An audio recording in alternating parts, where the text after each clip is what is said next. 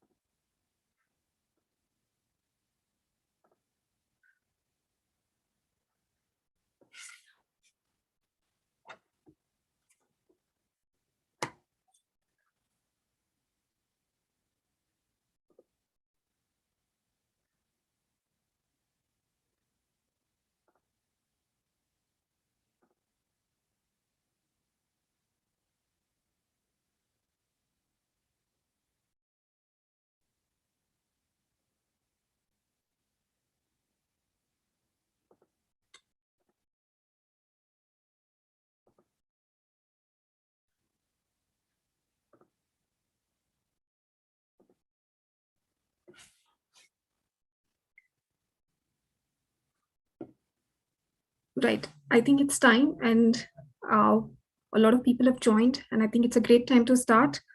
So hello everyone, good morning, good afternoon, good evening. I'm sure everyone is joining from different parts of the world. I'm joining here from Tokyo. This is the International Maritime Research Confluence.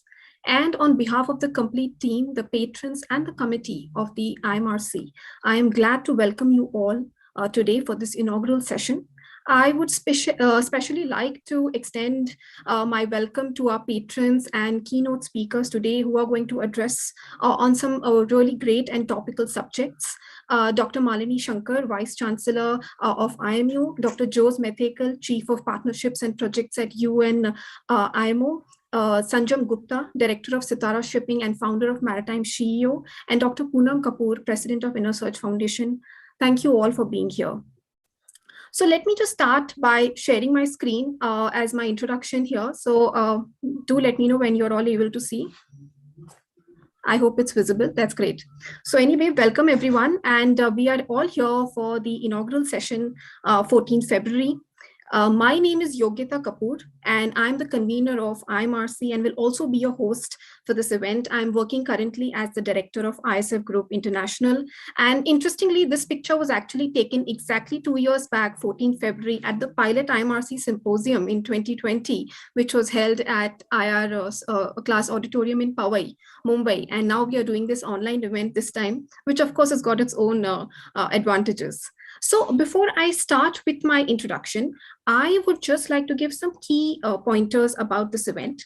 So as I've said, this is the second symposium and second IMRC symposium, which is an online event.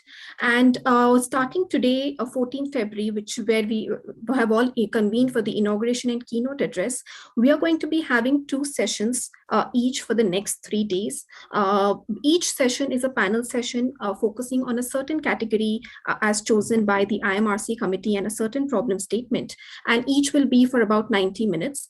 So tomorrow, let's say we will convene in the morning at about 10 for a panel session on commerce economy and its problem statement, and then back again at 2:30 p.m. Indian time for technological advancements. So this is how the complete layout is. And you can attend the full IMRC symposium on Zoom, just like so many of you have joined today here, or also on YouTube Live, which I'm sure you're watching on our website or on our, on our YouTube channel. Just visit our website, imrc2022.com, and you'll be able to find both the options there. Right.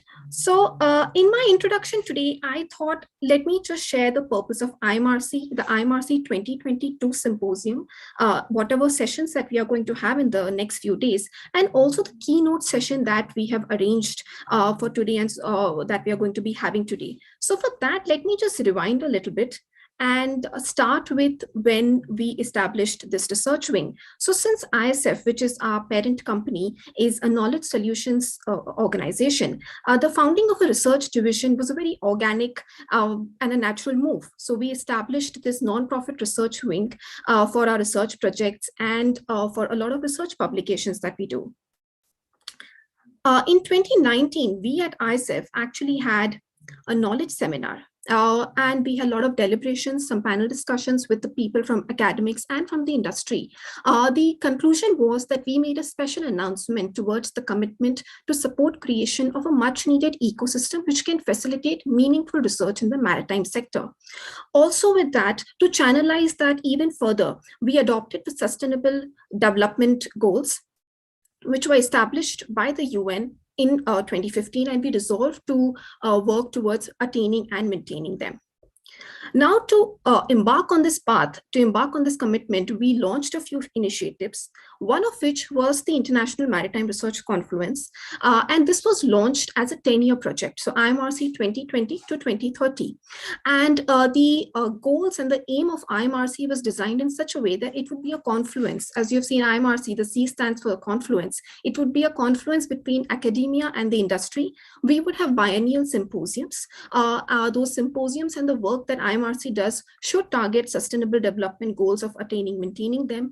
And alongside, we all build a research ecosystem. And when I say building a research ecosystem, it means that as an industry, we are able to collect and store reliable and meaningful data, refer to that data from the correct sources, evaluate expert sources, and make meaningful decisions, identify the gaps, which then probably research scholars, academic institutions can use to further research on them, and then they can be used back by the industry to accomplish and close those gaps. So we built this full research ecosystem. That was the aim. And further, we devised a working model to be able to accomplish this. So as you can see, we have biennial symposiums for the next 10 years, that is starting from 2020, the next in 2022, like now, 2024, and so on. And the interim periods in between those could be used for certain activities, which will include dissemination of knowledge within the industry, inputs on emerging needs requiring deliberations, that we gather those inputs, and we lend our support to genuine researchers on relevant projects. And with the design of all this, we actually then launched the pilot IMRC symposium, which was held, as I said, at the IRIS Auditorium Powai 2 years back. Now, this symposium was packed with a lot of presentations and a lot of panel deliberations, and the result was a lot of challenges, outcomes, gaps, issues, hurdles to look forward to were discussed and revealed during the symposium. And IMRC team, along with the committee, I'll introduce to you all to them very soon. We all together got and we published these outcomes and conclusions in the IMRC 2020 report, which was circulated everywhere. A step after that, we had certain developments at IRE. After this report was published, we also published our own papers focusing on some of these outcomes. We also published a lot of other works by researchers which were based on many of these subject areas in our ISSN registered journal and working paper series. A very huge project that we underwent was our software team and our research team got together to develop a research and survey web portal which could carry data and perform real-time analysis. And we also conducted the annual global wages benchmarking and human survey in which about 50 organizations had participated. So this is what we had done post the 2020. And now that we were coming close to our 2022 symposium, we have picked up right where we left off, which means we have restudied all of these outcomes, fine-tuned them even further, and made them even more solid, which could be the focus areas of 2022. So this is what we have planned for 2022. Of course, I'll be sharing these problem statements. They are also available on our website, which you can see, but I'll share about them a little more towards the end. But we have devised very specific, solid problem statements for each of these categories and instituted a panel which will be deliberating over them over the next few days. And post that, IMRC committee and the IMRC team will be working on gathering the conclusions that were deliberated by these academic people and the industry experts. If any further study is required, we would be conducting that. And also we would be publishing all of that and sharing in our upcoming April issue of the ISSN registered journal. So this is what is going to happen over the next few days. Now, from here, I would just like to bring your focus back to today's session, which is our keynote session. Of course, we have formulated all these solid problem statements across various sectors. But for today, we have called upon dignitaries and IMRC patrons who can actually speak on some topical subjects, which would lay an excellent foundation for the event, for the speeches to come. And of course, I can see some of the panelists are already here and will also be listening to this on demand later on before their upcoming sessions in the next 3 days. And so we are hoping that all of these keynote addresses today, along with the problem statements that we discuss over the coming few days, will give us a good body of work, which can then further be studied and collated and shared with all of you and the complete industry back. So with this, I will just stop sharing my screen. And as I said, I'll be sharing a little more detail towards the end on what exactly each of these problem statement is and how we arrived at them. But I think now is a good time to start with our keynote sessions. And for that, I would first like to call upon Dr. Jose Methiekal. Of course, Dr. Jose has to be somewhere, and I hope we can, we're calling him first so that we can hear his address. So just a small introduction. I'm sure all of you are already aware, but he leads the Department of Partnerships and Projects at the UN's International Maritime Organization. And in this role, he has been spearheading IMO's efforts to enhance its partnership efforts, promote innovation, and implement a large portfolio of long-term technical cooperation projects, and which are specially focusing on building capacity in developing countries. And Dr. Jose is going to speak to us today about fostering research, maritime research, innovation, and deployment of technologies for greener shipping. So Dr. Jose, over to you. If you don't mind, I will just be putting you in spotlight. Yeah. Thank you. Yogita, can you hear me? Yes, very well, sir. Very well. Fantastic. Thank you very much, Yogita. Sri Amitabh Kumar, IRS, Director General of Shipping, Government of India, Dr. Malini Shankar, IAS, Vice Chancellor of Indian Maritime University, Dr. Poonam Kapoor, Director of the ISF Group, Ms. Sanjam Gupta, Director Sitara Shipping, and also, of course, Ms. Yogita. Dear speakers, excellencies, ladies and gentlemen. Good afternoon, good morning, and good evening to all, depending on where you're joining today. And I'm here in London. It's a bit cold here, but I think it's better than last year, the winter. Thank you to the organizers, ISF, for inviting IMO to the opening of this IMRC 2022. It gives me tremendous pleasure to join you today in this event, as both the maritime research and India are very much at my heart. Being an Indian myself, being a maritime researcher in my past career, and of course, as someone who strongly believes that a confluence such as this that brings a broad spectrum of speakers and stakeholders to talk about the various aspects of maritime research is such a timely and important event for the Indian maritime sector. I'm also extremely honored and humbled to be speaking in an opening panel of such eminent speakers such as Sri Amitabh Kumar, Dr. Malini Shankar, both of whom I know very well from the IMO involvement, and also Dr. Poonam Kapoor and Ms. Sanjam Gupta, both being the strong and championing voices from the Indian maritime sector. The COVID pandemic has highlighted the vital importance of maritime trade and the services this sector provides to society, while also exposing and magnifying the challenges that already existed in the sector. The pandemic has certainly not detracted from the long-term commitment the industry has made towards sustainability. Let me also make a mention of the huge commitment that the seafarers and other maritime personnel demonstrated during this pandemic against all odds. As we all know, India is one of the largest contributors of these heroes who kept the world trade moving. So I'm very happy to see that you have kept a focus also on maritime human resources and training in this confluence, as maritime research will not mean anything unless we keep in mind the maritime personnel at the core of it, who will be key to bringing these research outputs into day-to-day applications of the maritime sector. From IMO side, events such as this is also very much aligned with IMO's World Maritime Day for 2022, which is new technologies for greener shipping. And of course, such technologies require more inclusive innovation and research, which again highlights the importance of such confluence and the dialogue and information sharing through such fora. Ladies and gentlemen, there is no doubt that the maritime sector is in a transformative phase. Confronting climate change and decarbonizing shipping are the key themes of our time. While we need to think and discuss all of aspects of maritime research, and I'm sure you will do so in the coming few days, today, I wish to focus in my speech the decarbonization challenges that the sector faces, as this is an area that needs a lot more innovation, research, technology demonstration, deployment. IMO has been at the forefront of supporting the industry in its effort to decarbonize. Of course, India is a strong voice at IMO and contributed significantly to the global debate in the development and implementation of the IMO's GHG strategy and the measures contained therein.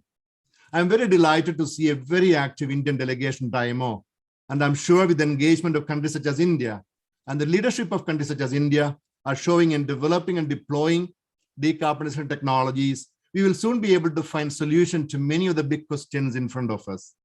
I was recently in Kerala last month, my home state, where I witnessed the launch of one of the largest maritime decarbonization projects that the world has seen, that includes electrification of a large number of boats in the Cochin Water Metro, which can make any Indian proud of such achievement in greening the sector in India. Of course, not to mention the huge research and developments in India in harnessing renewable energy for the maritime applications, and the development of India's hydrogen strategy and the ambitious Sagamala project, where there are huge opportunities to green the growing maritime sector in India.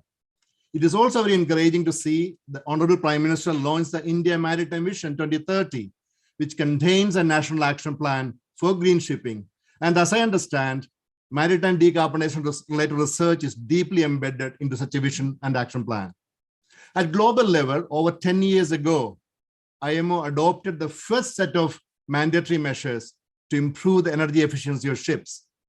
The pace of work to address these emissions from shipping has continued more recently within the framework of the IMO's initial GHG strategy for reducing GHG emission from shipping, committing to reduce the GHG emission from international shipping by at least 50% by 2050 compared to the 2008 levels, and then work towards phasing out these emissions from shipping entirely as soon as possible in the century. So achieving this IMO's emission reduction goals and ultimately decarbonizing the sector will of course require targeted maritime research and innovation as well as deployment of these research outcomes. More research is also needed to close the existing information gap on potential fuel options and create greater certainty on the availability, the pricing, and timing of low and zero carbon bunker fuels, thereby rapidly boosting their intake. While rapidly transitioning away from the use of fossil fuels, the sector also needs to maximize energy efficiency. A good share of shipping-related emissions could be eliminated by energy efficiency alone. More research into operational measures and technical solutions are needed, as well as scaling up trials of the solutions on board. In this regard, I'm extremely delighted that India is the first country to take a lead within the IMO Norway Green Voyage 2050 project, where pilot technology demonstrations is the focus. This Green Voyage 2050 is actively building partnerships between public and private sectors in both the shipping industry and ports, private and development banks, and academia, all with a view to catalyze the implementation of pilot demonstration projects for low and zero carbon shipping and increase the sharing of experience and best practices in the sector. I'm pleased that India is the process of starting the implementation of several low carbon projects on board the ship and in ports.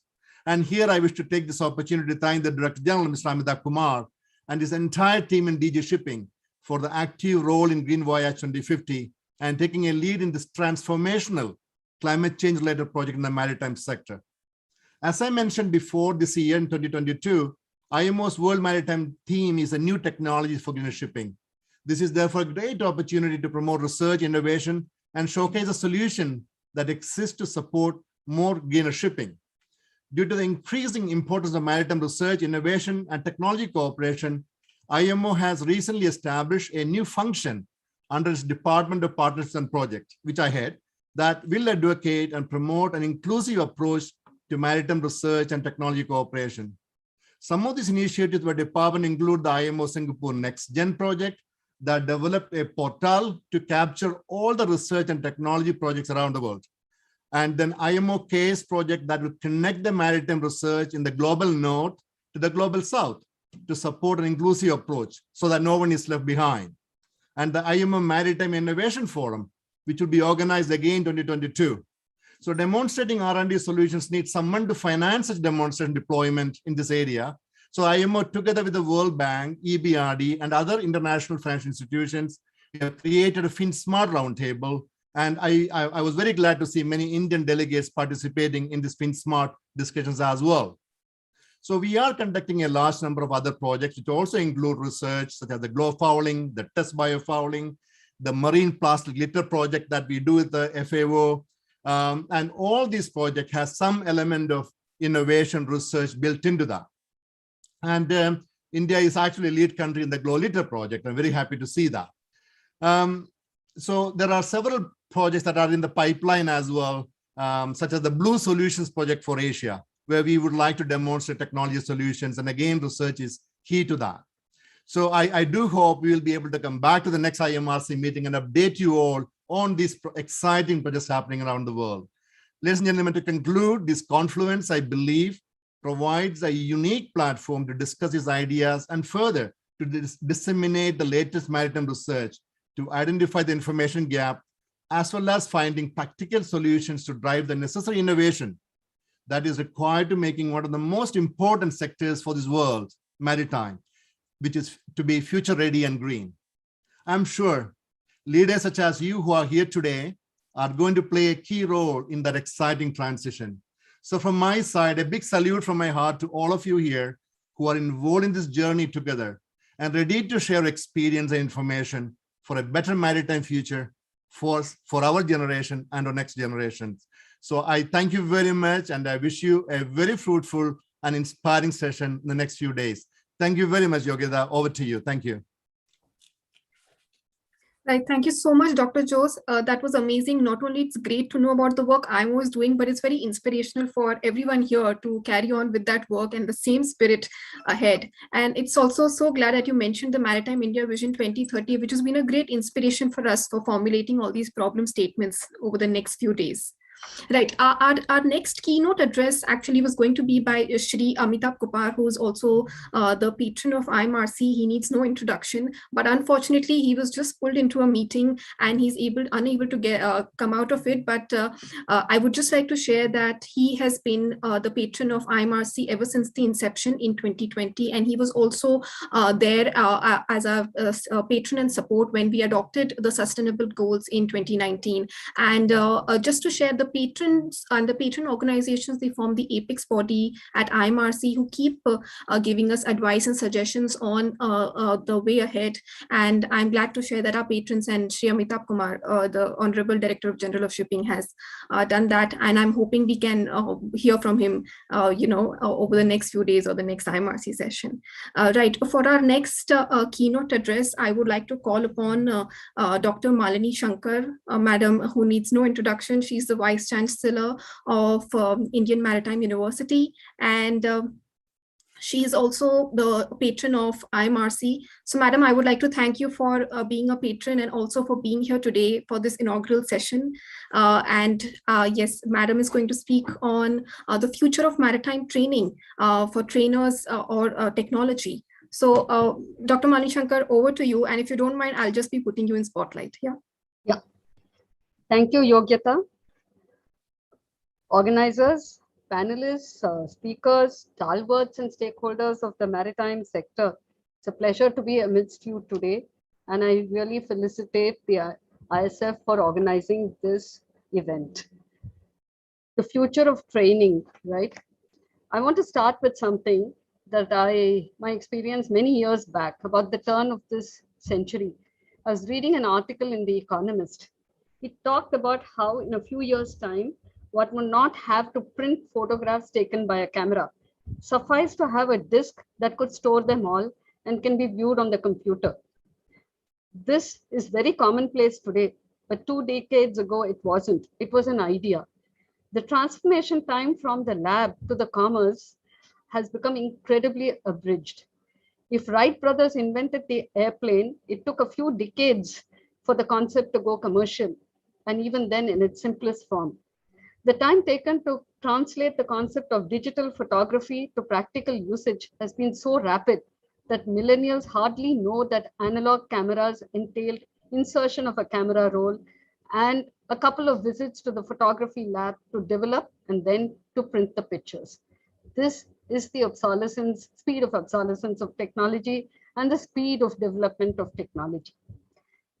So I've been asked to talk on the future of training. Is it a technological revolution or faculty development, which is more important?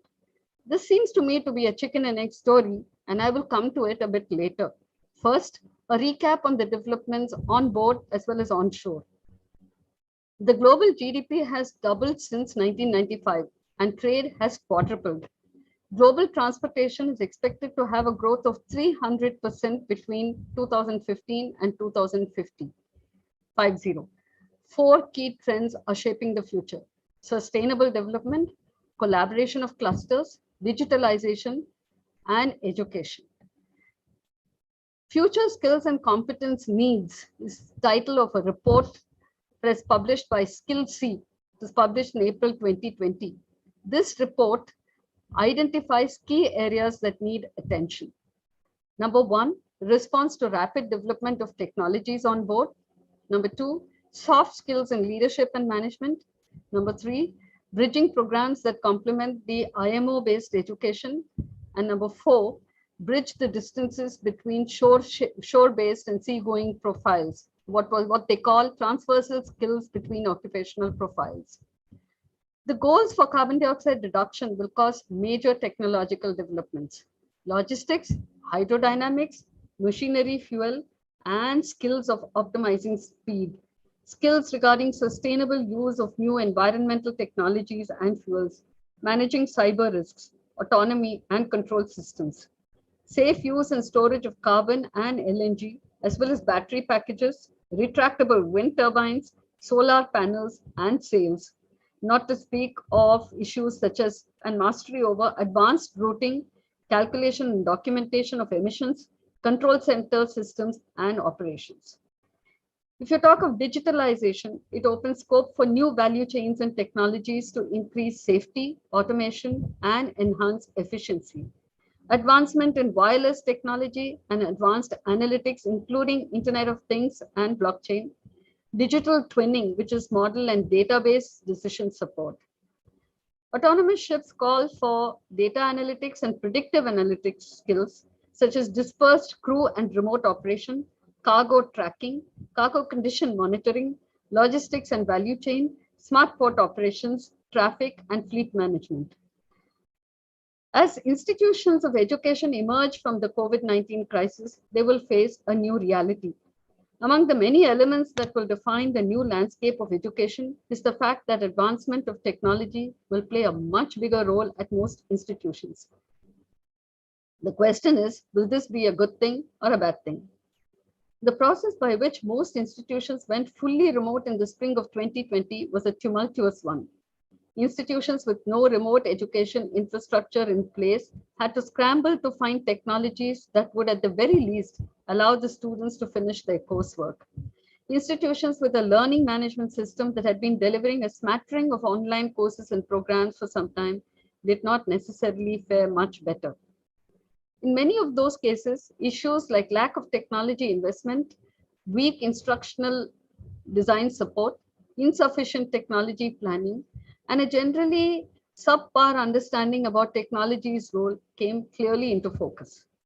Among the most glaring issues was one that had been lurking just below the surface for decades: an underdeveloped understanding of the role faculty development plays in an institution's overall health, and especially the role it will play in helping faculty members become good online teachers. This deficiency will come into greater focus as more and more institutions begin to expand online instruction. In order for institutions to be competitive in online education, they will need to proceed with a high level of intentionality around all the elements in order to create excellent teaching and learning environments. But as daunting as it might sound, it will force deep conversations between teaching and learning, conversations that may not have been had in a while, and that's a good thing. Often, online courses and programs are created without a clear strategy.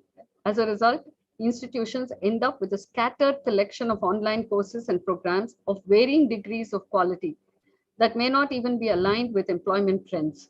Institutions that use online education successfully will be those with a focused and resource strategy for developing online courses and programs that are not only aligned with workforce needs, but are also constructed on a framework of quality teaching and learning. Essential to that effort is engaging faculty members in the process. We know that online education strategy includes much more than just technology infrastructure. A key component to an effective program is ensuring that it's constructed and delivered to give students the best opportunity possible to demonstrate good learning. Those outcomes cannot be an afterthought. It is a trained faculty who have the ability to identify them, work backwards to construct good learning objects and assessments, and most importantly, to imagine the types of faculty development elements that must be put in place to scale up. In too many institutions, a formal and integrated faculty development effort may be lacking. At institutions beginning or expanding online education, faculty members will be asked to, in a way, learn how to teach again. Faculty development must become the centerpiece of all teaching institutions. Investing in their faculty development will indeed return dividends. Current champions who integrate internet-based technology into their teaching turn to YouTube, webinars, massive open-line courses or MOOCs, and podcasts. Indeed, easily accessible training videos are now a daily phenomenon for most individuals in our society on any topic. Most people likely assume that one can simply go to their computer to learn to do almost any simple task. For example, how to record video lecture using a smartphone. Indeed, for most everyday tasks, the expertise of the instructor is soon realized by the efficiency of learning and skill acquisition of the viewer. In professional contexts, expertise may need to be independently validated, yet medical science education has not yet realized the potential of these technologies.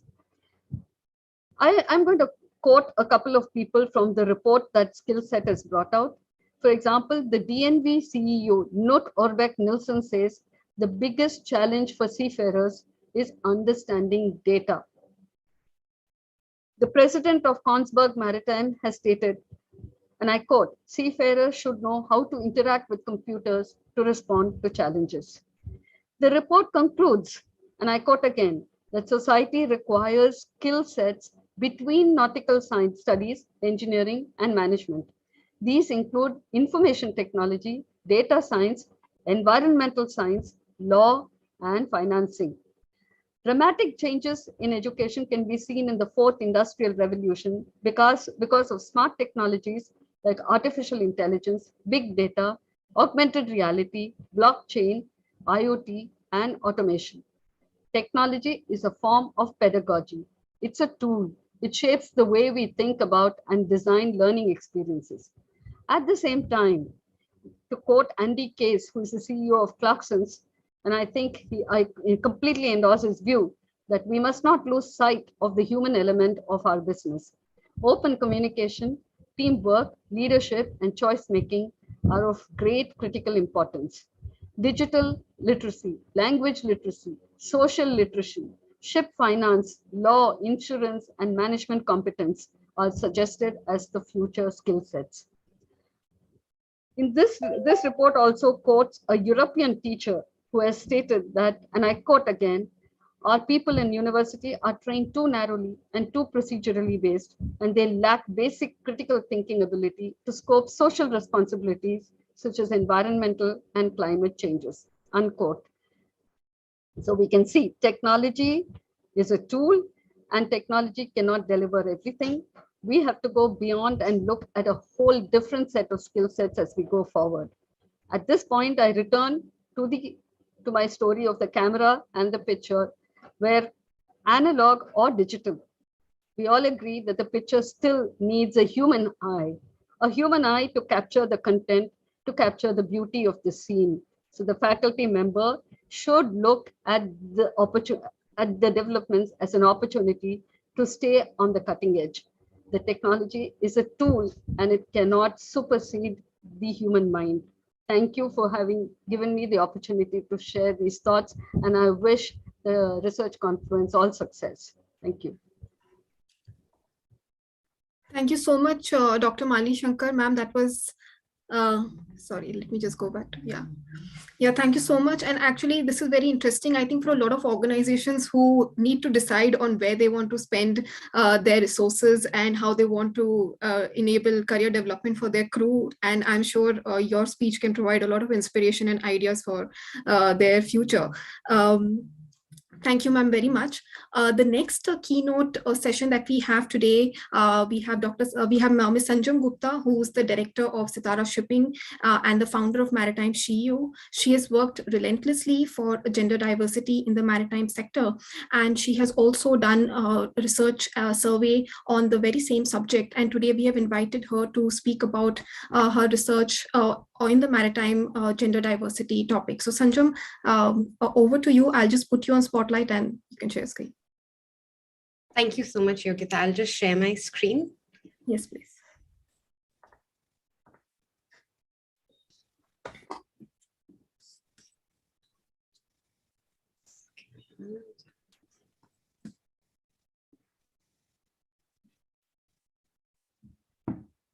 All right, you can see my screen now, Yogita? Yes. All right. All right, everybody. Hello to everyone, and a big thank you to the organizers for including me in the keynote.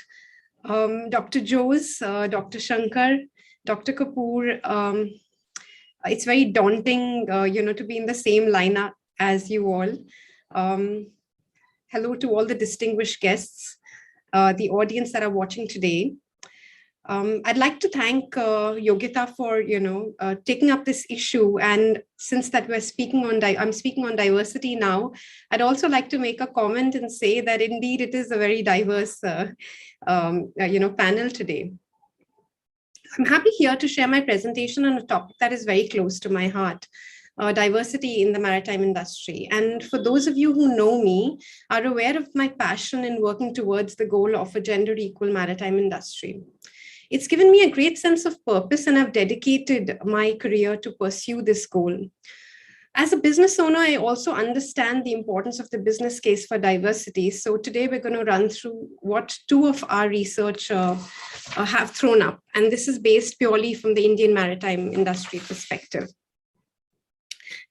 So amazingly enough, when we started, the whole aim of doing the first survey in 2019 is that we didn't know the number of women in the industry. So if you're not aware of such basic information, how is it possible to discuss improvements? And that was the starting point to conducting the Sandvik funded survey to get baseline data for women in the maritime industry in India. And it's also here worth saying a mention that it was actually Dr. Malini Shankar, who was then DG Shipping, who encouraged me to apply for the Sandvik Gender Award. And this survey is a result, the funding is a result of the award. So the only hard figure we have is a study from many years ago by the ILO that stated that 2% of the global seafarers were women. We really don't have any idea of how many women are working in the industry, though the recently conducted IMO and Vista International survey should be out soon and throw some more light on this issue. So when we started the first survey in 2019, I think it was very important because the IMO had declared the theme for the year and to be, focusing on women in maritime. But what does it really mean to be a woman in maritime? The shipping industry has many faces, and depending on your experiences, various pictures come to your head when thinking of women in maritime. Is she a tireless seafarer fighting the elements on deck?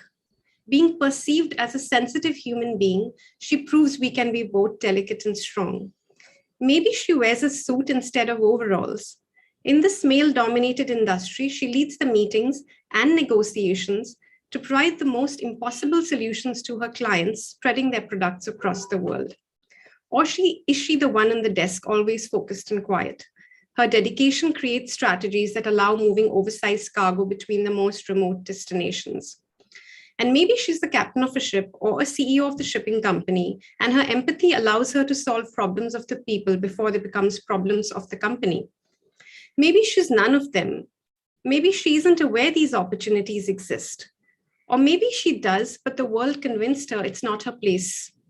Maybe she's none of them, but we believe she could be all of them. So the goal of the first survey was to identify the challenges of women working onshore and offshore, and to evaluate the ground level reality of gender bias and inequality. And this is an India-based survey. We also studied the status of women in the top 3 levels of management in the industry. The survey covered over 1,000 women and over 100 female seafarers. One of the key findings that we found was that women employee share was just 20%. And this is the response from 205 companies.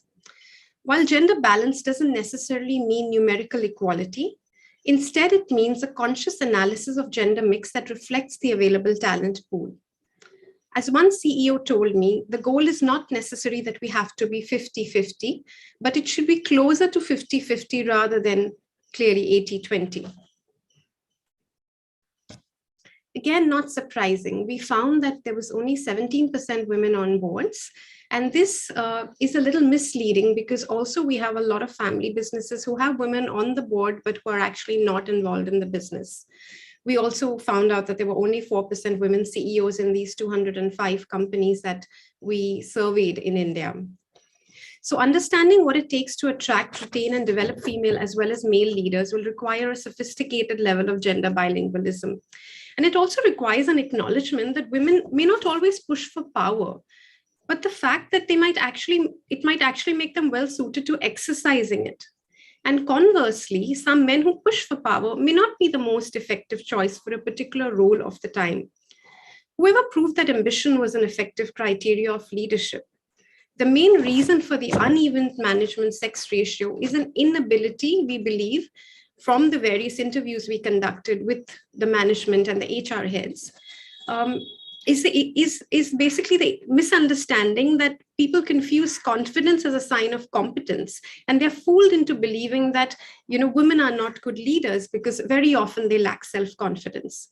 And this might sound similar to a lot of you, but a lot of the male executives that we spoke to said that they needed a change of culture to push more women to enjoy senior position and to provide role models that we need to proactively manage the female talent pipeline. So I've put this in just to add a little bit of humor, but also to say that it's usually an all-male board who's, taking up a problem that's slotted into being an all-female problem.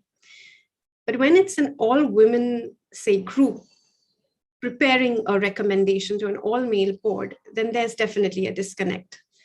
A CEO's gender commission should not be all women. He needs to invite 3 male leaders to be part so that there is no misunderstanding.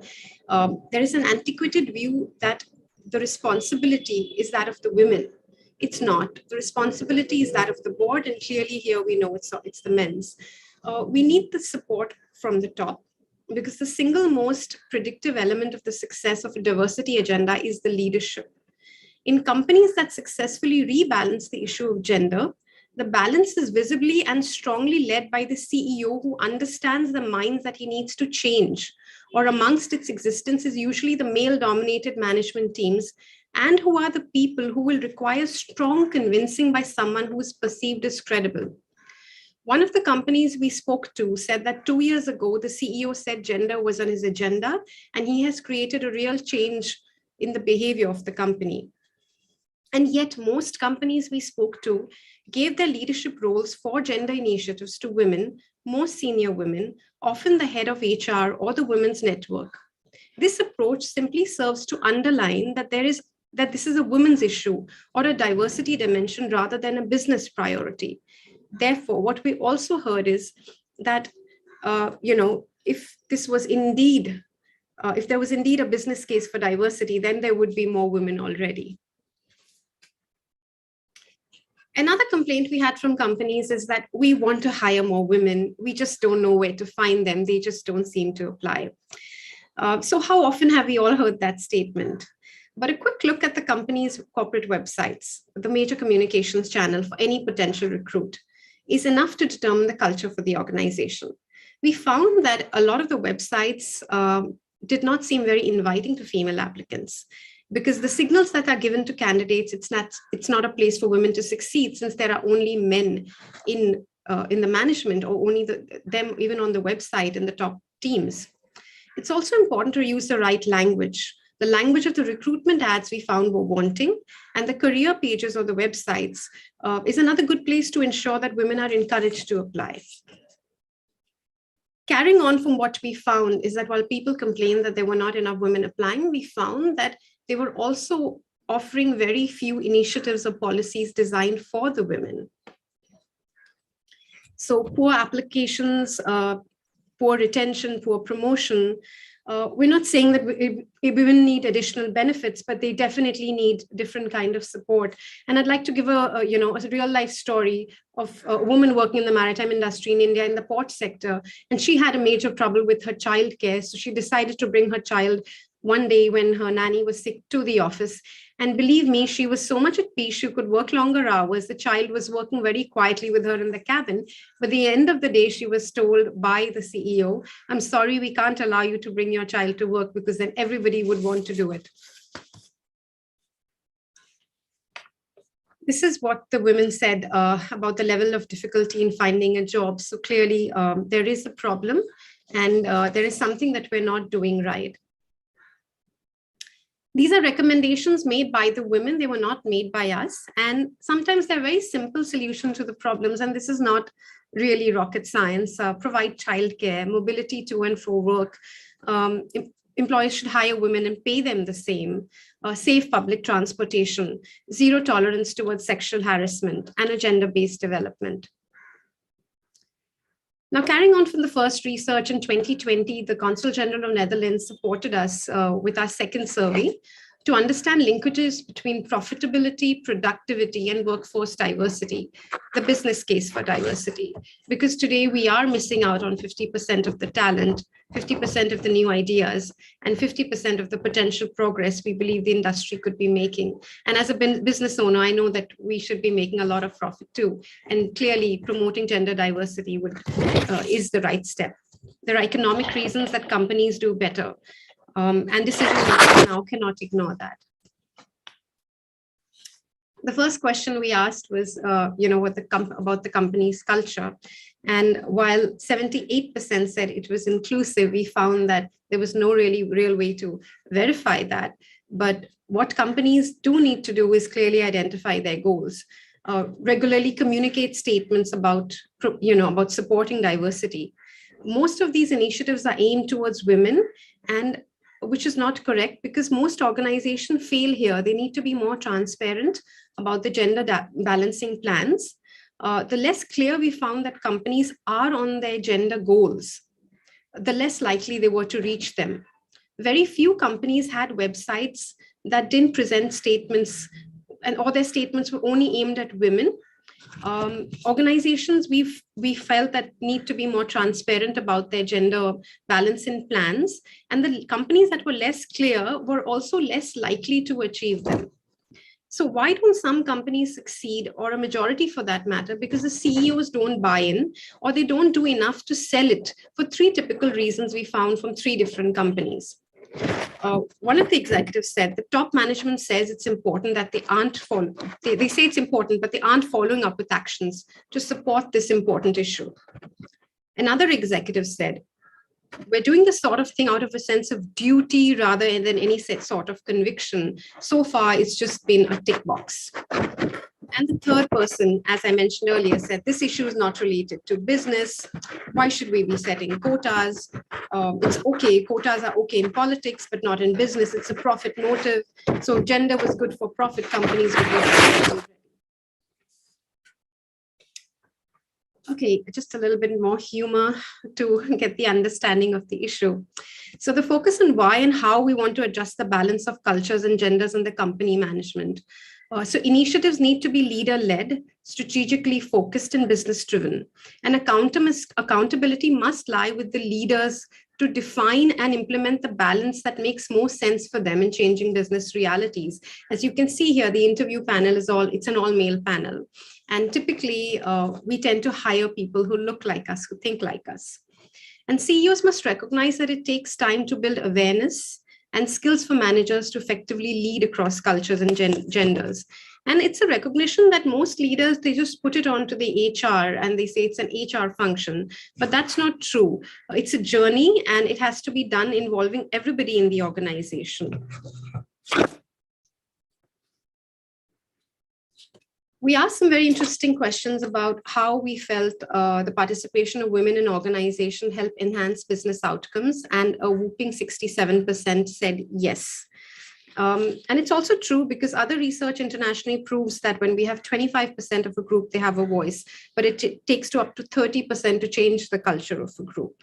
And aside from advancing gender equality, having a diverse and balanced workforce or crew can have positive effects for everyone on board or on shore, a message that needs to be promoted. We found that when we asked questions about women's participation leading to a greater level of creativity and innovation, we had a majority that agreed. In the same way, we asked questions relating to women's participation and the impact on the company's brand, which also had a majority agreement. We wanted to know about customer retention, and we did have almost a 50% ratio that said that yes, they believed it helped. 50% said that neither agreed nor disagreed. Effective decision-making, again, we found that there was an almost equal, 50% said they felt that yes, there was more effective decision-making, other people were neutral. Regarding increase in productivity due to women's participation in operational roles, we found a similar answer.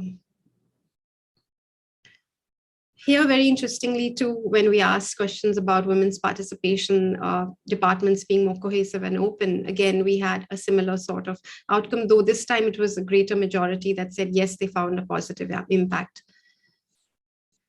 And a majority said that by women's participation, they found a better understanding of markets and their consumers. So it's time for companies clearly to take a much broader look at the realities of changing markets and demographics of talent.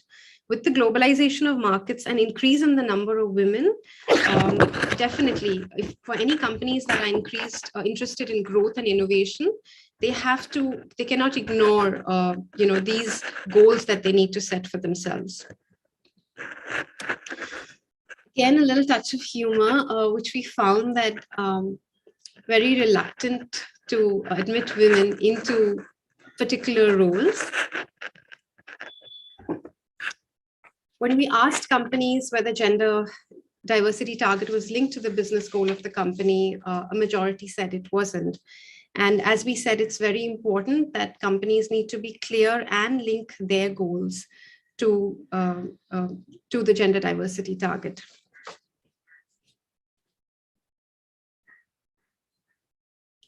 So part of the challenge of reframing gender issue is recognizing that so much has changed even in industry, and talking about gender diversity in a world where women are now going to be a dominant market force isn't out of date, it's dangerous, but still companies aren't doing enough to encourage women. And when we went to see the benefits offered to women, we found that most of them were just trying to give the bare minimum.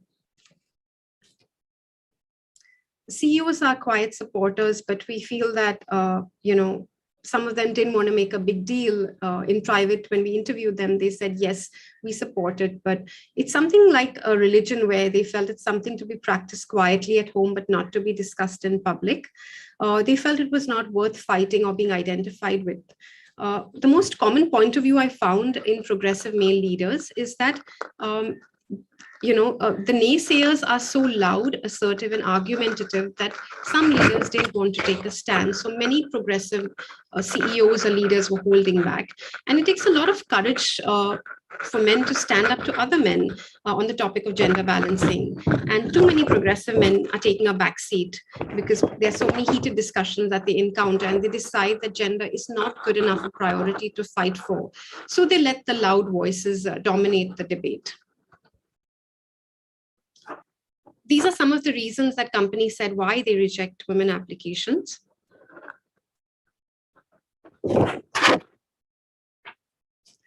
Finally, I'd like to conclude by saying that we basically have an industry in which half the workforce is not allowed to run at the speed they can. It's essentially half our workforce that's going around with their leg in a plaster. And we continuously keep asking them, the very same women, why aren't you running faster? Why aren't you CEO? Why aren't you reaching the ranks of captain or chief engineer? It's a completely loaded question.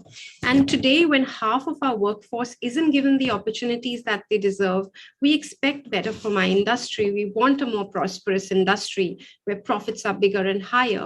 And even in nations, it's proved that where gender parity, GDP would go up by 25% where there's gender parity. So definitely, we have women who want to work, who want to work on board, ashore. They have the right training, they have the right motivation, but they're not given the equal opportunities to work. So not to let them work is a crime against economics and common sense. And if we want to make our industry even better, then let's give it a boost by just letting women participate, even at equitable terms that they can participate.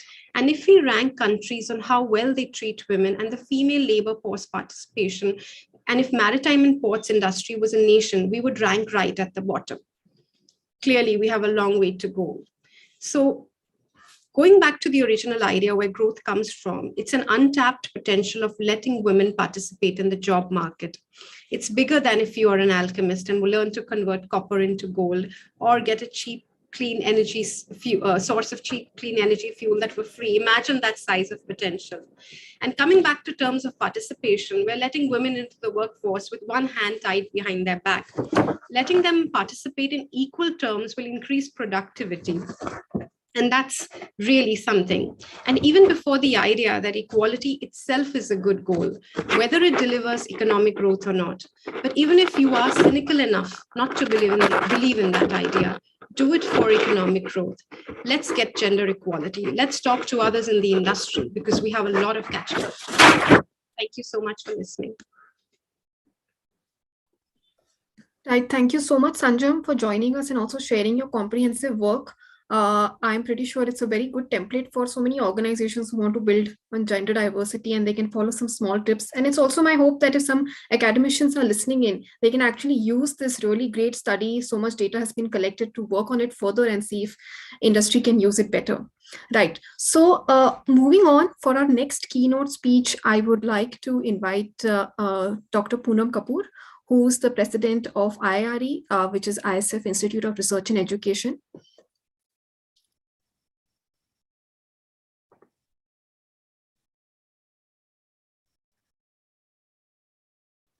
Yeah, we can see now.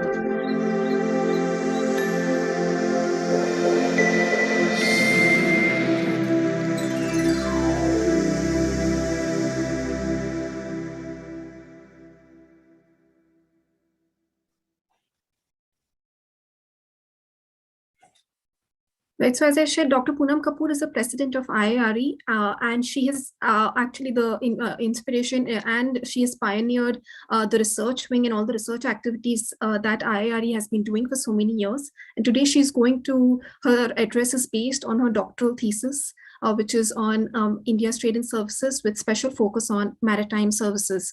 So Dr. Poonam Kapoor, over to you.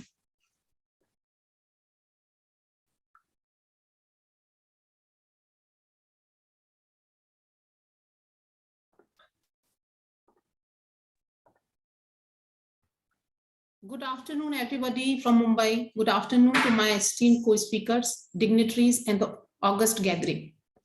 At the outset, I thank IIRE for the opportunity to present a keynote speech in IMRC 2022. As we work towards new normal after COVID-19 pandemic, we are understanding more than ever the importance of sustainable growth and development. We have somewhere experienced and realized that technology, digitization, and automations are not only important, but crucial to businesses and economies in the new normal situation. COVID has shown us a new way to work, whether it is education, holding on conferences, HR requirements, repair, maintenance, audit, survey, supply chain, infrastructure, warehouse, everything needs to be agile, adaptable, and resilient.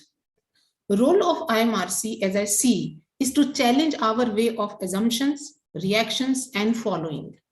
IMRC is to provide our industry a way to be agile, adaptable, environmental friendly, and sustainable.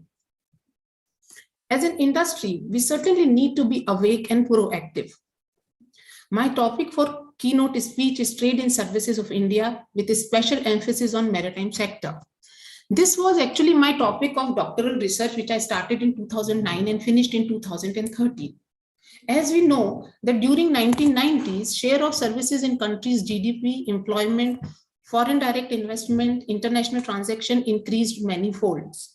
Services were increasingly becoming tradable because of the technological advancement, greater mobility of people, steady liberalization of regulated sector in many countries, and change in consumer behavior and preferences. Increased tradability of services globally changed the business map and the way business was conducted. From the year 2000, services have also become the subject of multi-trade negotiation. Increasing dominance of services not only fanned the need for internationally comparable data for negotiations and agreements, but also brought the problem related to their reporting and documentation. The method adopted for mercantile trade were not suitable for service trade, as services are fundamentally different from goods, and the method of their trading are also quite diverse. In 1994, United Nations Statistical Commission established a task force, which has representation from Organization for Economic Cooperation and Development, that is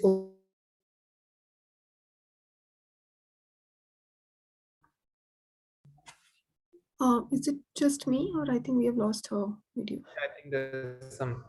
Yeah. Okay, we'll just give it a few seconds, and I'm hoping she'll be back. Is it, I think my internet is showing a little unstable. Should I put my video off? Yeah, let's try that. Okay, thank you. Yeah, please go ahead. Okay, so what I was saying, so this task force was established.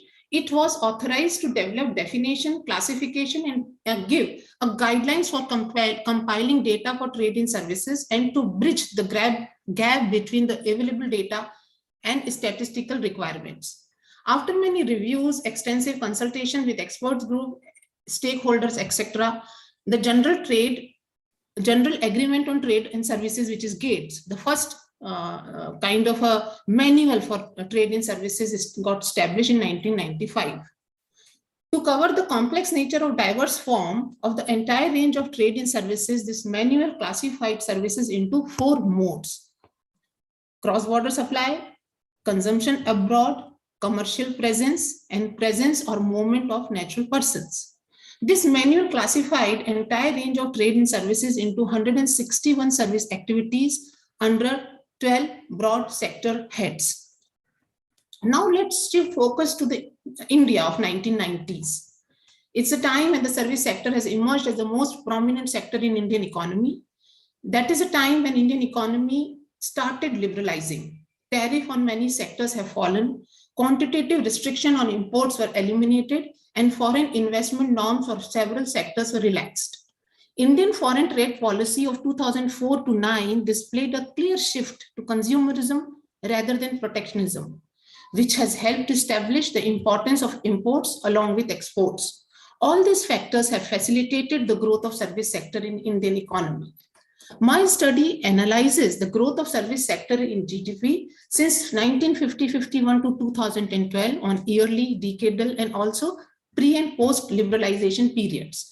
For post liberalization period, study employs a kinked exponential growth rate model with the year 1991 acting as a watershed year. The analysis of trade and services is carried out from 1980 to 2011, covering almost 31 years. For examining and comparing the Indian story with that of the world, different data sets were used, like IMF balance of payment data and United Nations service trade data available as per the extended balance of payment classification. We all know, probably people who are into commerce and economics would know that the difference in relative cost propel the cycle of production and trade. The concept of comparative advantage attracts attention of economists right from the beginning. My work contributed in a way by presenting a revealed comparative advantage index for service sectors, for export as well as import, at the aggregate and the disaggregate levels for India versus the world. World, when I call here, world is only restricted to the countries reporting their data to United Nations Service Trade as per EBOPVPS classification. Now bringing focus to maritime transport services. I hope my internet is supporting enough here. Yeah, it's great. Okay, now bringing focus to maritime transport services, the interdependence between international trade and transport facilities is extremely apparent. Maritime transport or shipping is the cheapest mode of transportation. Almost 80% of world's trade occur through shipping. It may not be inappropriate to say that the international trade of commodities would literally come to a standstill in the absence of maritime transport services. My work explores various angles of maritime transportation services in the framework of Manual of General Agreement of Trade and Services. It also analyzes development of worldwide seaborne trade from various angles. Some of them are like total cargo carried in million ton, total cargo carrying capacity in deadweight tonnage, total mile covered in time series data. Now coming to maritime sector in India. India with its 7,517 kilometer coastline is an important maritime nation. It is amongst the leading maritime nation of the world, ranked 19 in 2021. My work analyzes development of Indian seaborne trade for coastal, overseas, total trade, and the participation of Indian and foreign vessels in India's total seaborne trade. It also analyzes development of Indian fleet in comparison to the world fleet, age profile of Indian ships, Indian cargo handling capacities, trend in shipbuilding activities, etc., etc. After all these analyses, the study presents data envelopment analysis model. This is a major contribution of this work, where DEA is used to test the relative efficiencies of some selected companies. DEA is a non-parametric technique for calculating relative efficiencies of set of firms, companies, or departments, which are known as decision-making units working in a homogeneous environment. DEA present an efficiency frontier. which becomes a benchmark for measuring the relative performance of each participating company. My study considered operational and financial performance indicator for DEA analysis. It presents a detailed DEA analysis along with the sensitive analysis for all the DMUs. In this study, the objective was to actually optimize the efficiency, for which the objective function is framed in a manner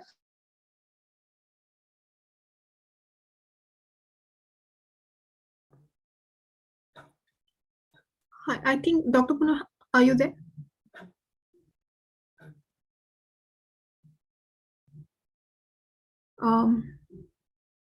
Okay, we will just give it another minute. I'm hoping she'll be back online.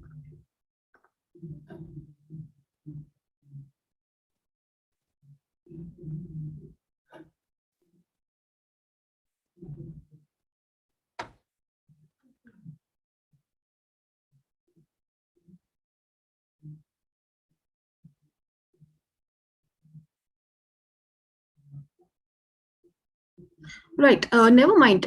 Till the time Dr. Poonam is coming back, maybe I can just take a minute and I will just stop the screen share and we will be back as soon as she's back as well.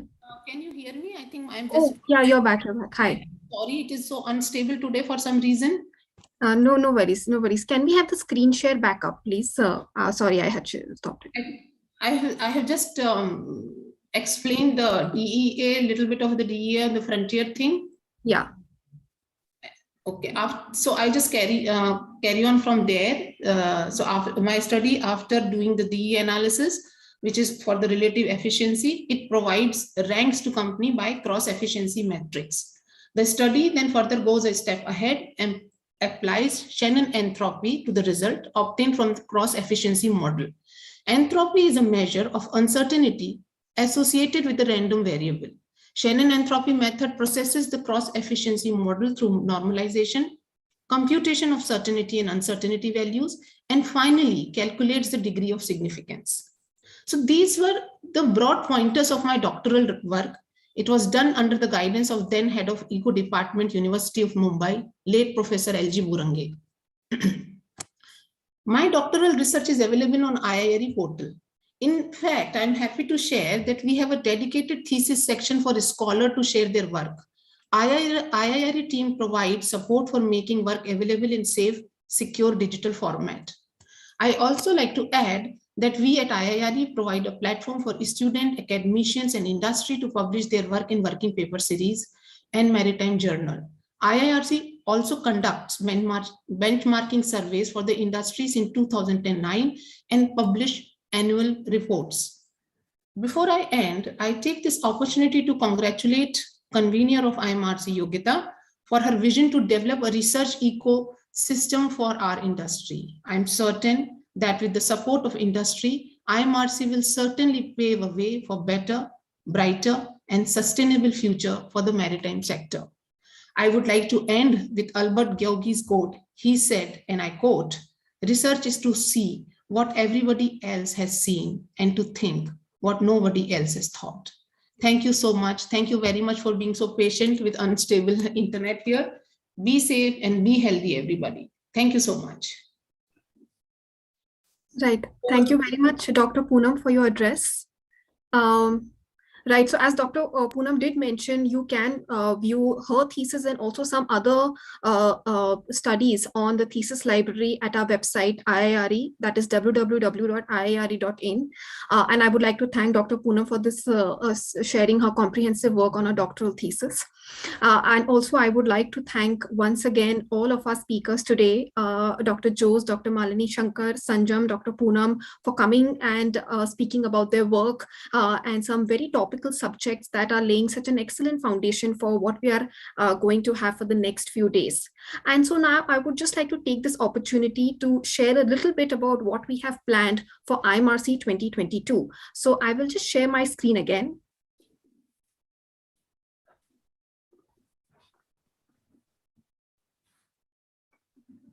Right. So Yeah, let me first start by introducing to you the team and the people behind IMRC who have put in a lot of work in what we are doing and what is coming up soon. Of course, as we have shared, IIRE are the organizers of this initiative. And I would also like to thank HIMT, Hindustan Institute of Maritime Training, for being premium research partners ever since the inception of IMRC in 2020. I would also like to thank our patrons, Directorate General of Shipping, Mumbai Port Trust, Indian Maritime University, Indian Register of Shipping, Master Shipowning Agency, FOSMA, and National Union of Seafarers, who have also been patrons with us since 2020, ever since IMRC was launched. And a really big thank you to our intellectual and advisory committee who have worked relentlessly with us in formulating these problem statements. And you will also meet so many of them in the coming few days who will be acting as moderators and assemblators for various sessions that we are going to be having. So I would just now like to throw a little more focus on what we have planned for 2020. So this is the format and timeline of the symposium this time. So starting last year, as I said, we had been doing a lot of work and we also had the outcomes from 2020. We conducted what we call as the confluence of ideas, where we refer to some sources, which I will be coming to in a bit, some industry surveys and also our 2020 report. And we call that stage the confluence of ideas. And that generated six solid problem statements, two of which we fused later on, so which is why it says 7 here, but 7 solid problem statements were generated. After which we actually sent out invitations to a lot of academicians and a lot of industry experts to join us for deliberations in making them, fine-tuning these statements better, and also joining us as panel. And right now we are just at stage 3 of IMRC 2022, which is the IMRC online symposium that we are having this week. After which we have a lot of work to do. We'll be collating all these outcomes and they will finally be published as white papers in the upcoming April issue. So I would just like to share a bit more about what we did in stage 1. So as I did share that we have some very specific problem statements, and I just want to show you how we arrived at those. So we had focused and studied on 2020 report, and we also went into all the sources that generated the 2020 outcomes. We did a very massive study of the Maritime India Vision 2030 document, and we also carried out an industry survey. And all of these 3 were studied for a couple of months together by our team and by the committee. And that resulted in these problem statements that are the main themes of this symposium, right? And now just some stepwise points on how we are planning to work on these. So of course, as I said, there are these problem statements identified, and they are the various sessions at the IMRC symposium.